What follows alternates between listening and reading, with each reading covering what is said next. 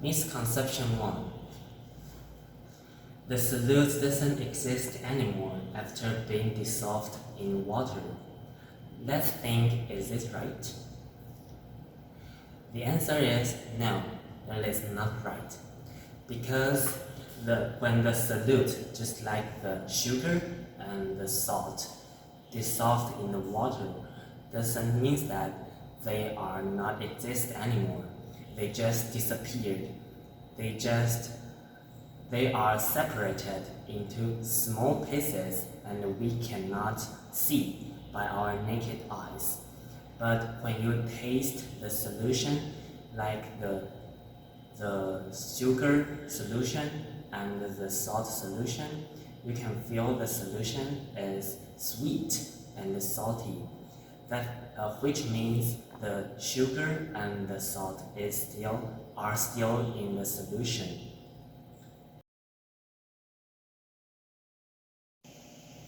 Misconception 2.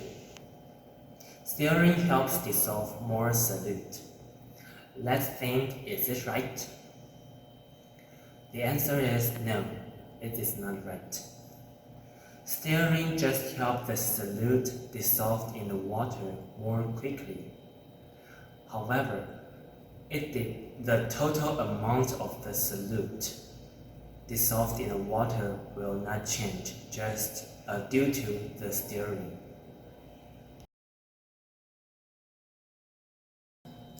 Misconception 3. If I keep stirring, the solute will keep dissolving in the solution. Let's think, is it right? Actually, there is no absolute answer in this question. It depends on whether your solution reaches your saturation point or not. If your solution reaches the saturation point, however you stir, the solution will not dissolve in the water anymore.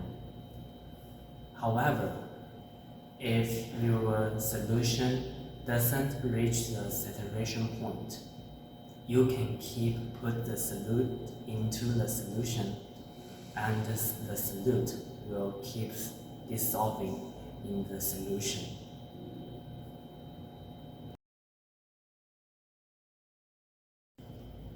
Misconception 4. The finer particles are, the more solute dissolves. Let's think, is it right? The answer is no, it is not right. The finer particles means the superficial area is larger, and the large superficial area can help dissolve the solute more quickly.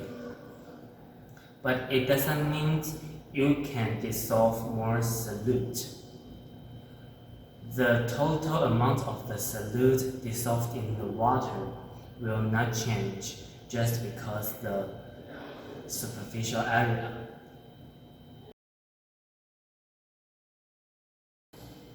Misconception 5. What is saturation point, saturated solution, and unsaturated solution? We take salt, NaCl, for example. From experiment, we can see that the total amount of salt dissolved in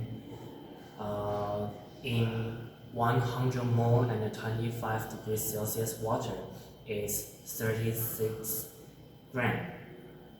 And from that experiment, we turn the experiment into the diagram. From the diagram, we can see there is a direct ratio. And when we put 10 grams salt into the solution water, all of the salt are dissolved. And when we put 20 grams of the salt into the solution, all of the salt are dissolved too.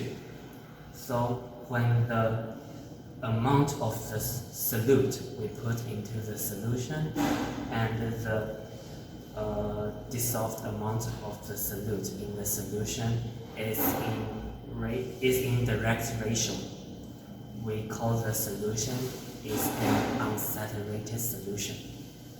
And we can see here, when we put 40 or 50 grams of the salt into the solution, the dissolved amount of the salt is 36.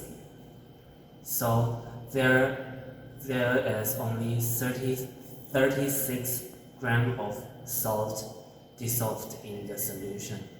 So we call the solution is a saturated solution, where no more salt can be dissolved in the solution. And we can see here,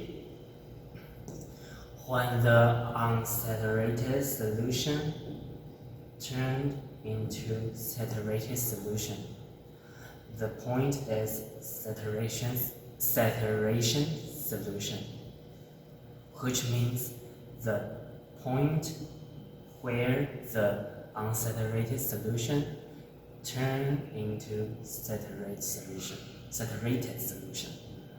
And from the diagram, we can see that the saturation point of the salt is 36 grams.